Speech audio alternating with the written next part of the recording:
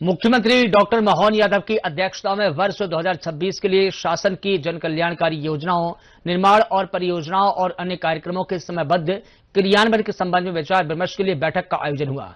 इस दौरान मुख्यमंत्री ने मंत्रालय में वरिष्ठ अधिकारियों को संबोधित करते हुए कहा कि राज्य सरकार की 2 वर्ष पूरे होने पर उपलब्धियों से परिपूर्ण रही है। केंद्र सरकार ने भी प्रदेश की प्रगति और उन्नति को सराहा है। उन्होंने कहा कि वर्ष 2026 किसान कल्याण के वर्ष के तौर पर मनाया जाएगा। हमारा लक्ष्य समृद्ध किसान, समृद्ध प्रदेश है। प्रदेश में आगामी 5 वर्ष की कार्य योजना तैयार करने के साथ 3 वर्ष के बजट अनुमान की व्यवस्था की जा रही है। 12 जनवरी से 31 मार्च संकल्प से समाधान अभियान आरंभ किया जा रहा है। ये अभियान 106 प्रमुख हितग्राही मूलक योजनाओं पर केंद्रित होगा।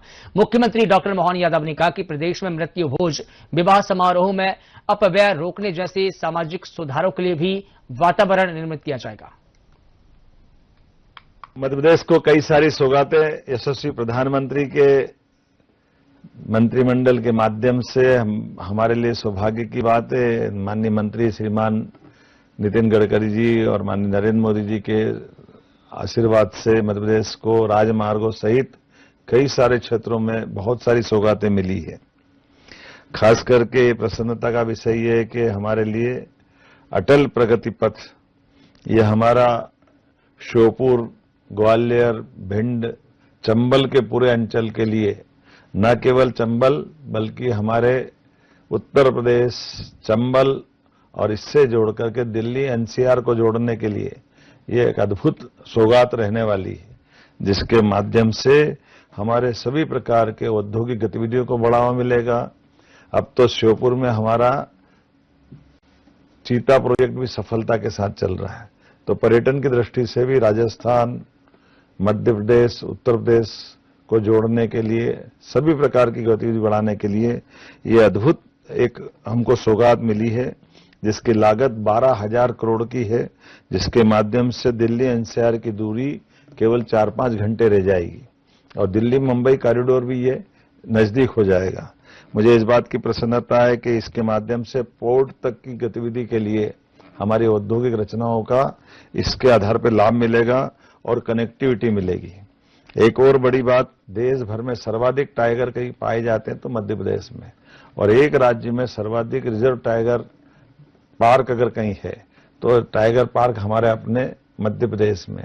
ऐसे में हमारे परस्पर सभी वन्य प्राणियों को देखने की जिज्ञासा वाले सभी पर्यटकों के लिए हमारे वन्य प्राणी भी सुरक्षित रहे, टाइगर भी सुरक्षित रहे और उनको एक कॉरिडोर से जोड़ने का प्रयास मध्य प्रदेश सरकार ने माननीय नरेंद्र मोदी जी की सरकार के माध्यम से बड़ी सौगात ली है, जिसको हमने टाइगर टूरिज्म को बढ़ावा देने के लिए टाइगर टूरिज्म कॉरिडोर का नाम दिया गया है। मुझे इस बात की भी प्रसन्नता है कि एक तरफ हम वन्य जीव पर्यटन को प्रोत्साहन दे रहे हैं, दूसरी तरफ टूरिज्म को प्रोत्साहन दे रहे हैं, तीसरा हमारे देश में मध्य प्रदेश होने से एक बड़ी सौगात आवागमन के मार्ग की भी देश के बाकी को भी दे रहे हैं, जिसके आधार पर सभी प्रकार की व्यापारिक, व्यावसायिक और सभी प्रकार की गतिविधियों के लिए हमारा मार्ग सुगमता पूर्वक उपलब्ध रहने वाला है।